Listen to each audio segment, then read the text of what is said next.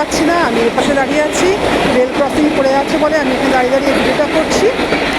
চলে গেল, এখন রেল ক্রসিং খুলে যাবে, এখন লোক ওপারের লোক এদিকে আসবে, এদিকের লোক ওদিকে যাবে।